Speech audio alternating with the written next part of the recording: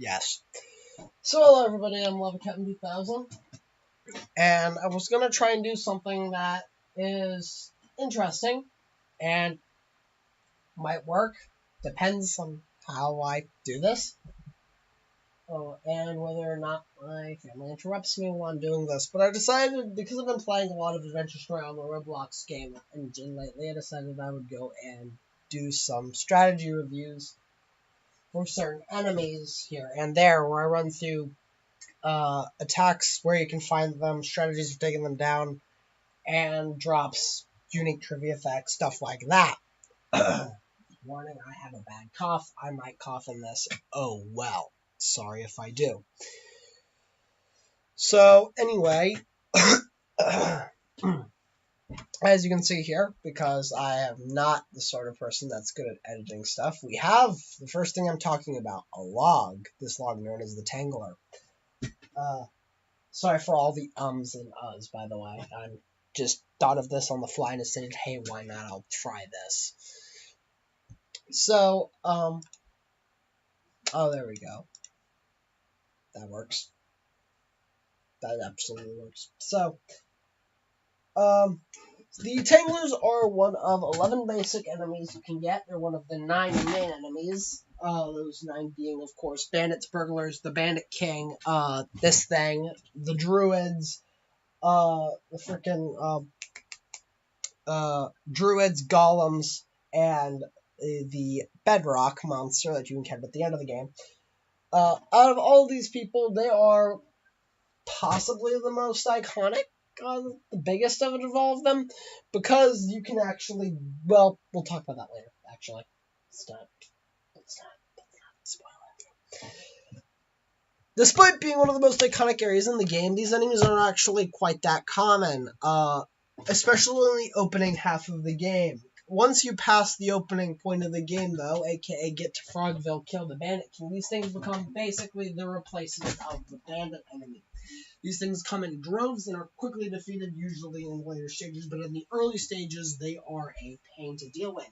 You can find them in the Frogville area, aka Frogville Road, and you can find them at Druid Grove. However, it's much more uncommon for them to spawn in corrupt levels at Frogville Road. They most likely will do that on Druid Grove, but that's not impossible for them to spawn in both locations. Corrupt spawn anywhere in the game. At its base level, these things come with 12 HP, 2 defense, and 3 power, making them pretty much, they're slightly better than normal players after they've beaten Bedrock. They have 2 defense, which means they'll outright ignore punches. They'll take like 1 damage, I believe. Subtracting defense from offense and stuff. And they have 3 power, which means they do hit slightly hard. They hit a little less harder than King Bandit does, since he has a power of 4 at base level. Remember, these things are counting base level only, so if they have C2 or C3, they will have more HP, more health, more attack, more defense, and stuff like that. These things fall into the category of creature, and their style is bruiser, meaning they do not have the best attack, but they definitely have more than enough defense. Unlike any of the other monsters in the game, this is actually a feat that's unique to them and them alone. The only thing you can actually obtain as a drop from them is their basic card, their trading card, I guess you could say. Not much of a trading card anymore, you can't trade anymore, but the only drop they have is the basic Tangler card. They are the only character in the game to not have a single droppable item that you can equip. Unless you count their ability, which is the Vine Trap ability that you can obtain by collecting 5 basic Tangler cards. At its base, at its very, very base, the Tangler has 2 primary skills, but it can have a max of 4 skills at its peak. At base level, it only comes with 2 skills, those being Vine Trap and Nature's Arsenal. Vine Trap is an attack that deals 3 damage to any one enemy and inflicts paralysis for 2 turns, this is one of those attacks that's undodgeable. At C1, this is increased to 5, C2 increased to 7, C3 increased to 9. At base level, you can actively dodge them if you equip the Ice Armor skill, but anything higher in, yeah, no, you're gonna eat it. This is gained infamy as one of those skills that you just want to throw, that make you just want to throw your keyboard out the window, because this skill prevents you from doing anything except waiting. This is a very mean skill. Trust me. Nature's Arsenal is actually an enemy-exclusive attack and exclusive to them and them alone, although technically speaking, Bedrock also comes equipped with this skill. Basically, Nature's Arsenal deals 6 damage to each enemy in order of join time and pierces 1 defense, aka it takes 1 defense out of the equation. For those of you who do not know what this is, it's basically the arrow attack that they do, where they shoot arrows and it hits 1 enemy in a line, basically. However, it's not actually in order of join. It's actually more or less right to left, or in this case, left to right, starting with the person who started the match, the encounter. At C1, this is increased to 8, C2 increased to 10, and C3 increased to 12. This is also a dodgeable attack.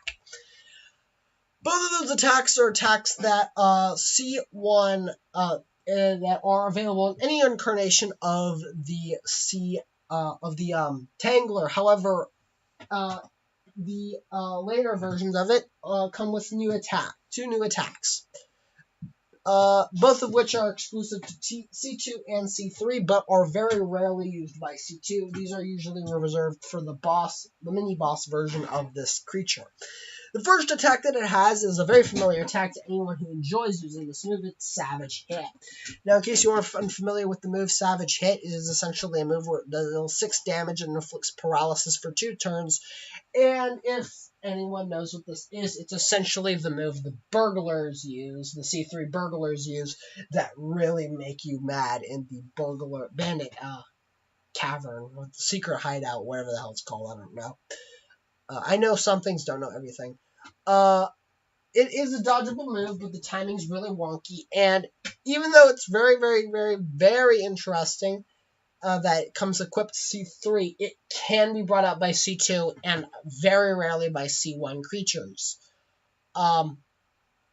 I've seen C1 monsters use it. They do 6 damage. At C2, it's increased to 8, and at C3, it's 10. Basically, at C3, you don't want to let this hit you, because this is that one attack that'll absolutely screw you over. The other attack that C2, C3, and in some cases C1 come to, but this one's C1 and C2 and C3 only, it's Barrage. Now, if you don't know what Barrage is, it's essentially the multi-punch, where you deal 9 damage, 8 hits total, the first one dealing 2 and the rest doing 1. For anyone that knows how this game plays out, it's essentially the noob's attack that'll hit once for 1 damage and then go dink every single time, that every noob uses at least once.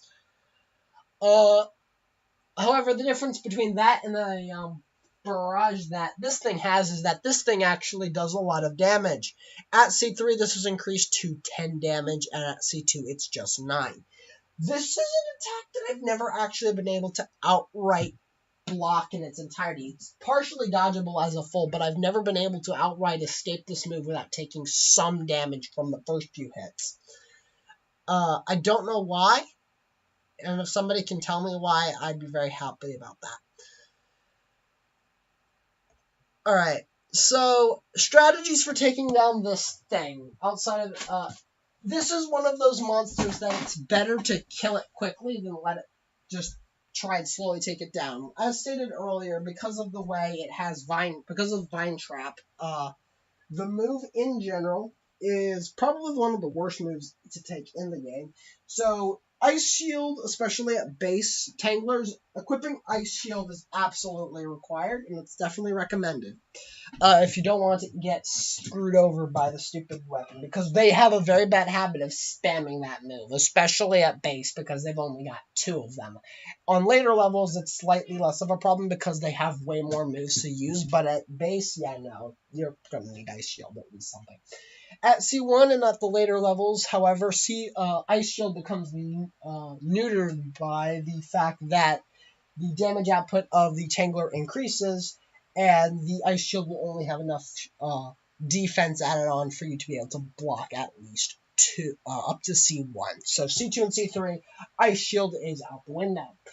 Killing these things usually ends up happening in droves or spamming all of your heavy attacks. As per normal, Evil Impact and the Dull Rapier are probably your best bets for a lone target, and in multiple waves using attacks like the Bandit King's Crowbar. If you don't have that, you can also use Fire Explosion if you can pick it up from the Froggy place, Frogville, once you reach that town. You should be able to reach Frogville before you fight any of these Tanglers. It is possible to reach Frogville with Druid Town without actually taking Frogville Road, but it requires reaching level 15 in Maplebird Way, and that's really difficult. So yeah. One thing I guess I'm gonna bring up before I end this video, and after my overall opinion, is probably the summon Tangler item. If you can obtain 5 basic Druid cards, you can unlock Summon Tangler, which will summon in one of these things to help you out. It comes in 2 forms, the Elite version and the Super version. I have the Super version. Smiles all around. Basically, this thing spawns in. It's basically a normal Tangler. It just helps you instead of against you. It comes with the space attacks, Vine Trap, and Nature's Arsenal. And especially on the later, especially when you get to Super, it's actually your best summon card out of everything, because everyone knows Abby's pretty crap. Abby just is garbage. There's no real... You can't fix garbage. Maybe they'll buff Abby up so that she's not just that card that nobody ever uses and only uses it because she's a good bleach shield. Because nobody's willing to admit that. But, yeah. I haven't actually gotten the chance to use the Super Snowman, but if I can ever get the chance to use it, I highly doubt it'll be better than the VIP blog that I have in my team. So yeah, it's not that difficult. It's actually rather easy to get that summon. You just need to run around the Grove, Druid's Grove for a couple hours and you'll get it. Final thoughts. I will say that I think my favorite enemy in the game is probably a tie between this and the Snowman. The Snowman, because the Snowman's a cute snowman, and snowmans are always cute.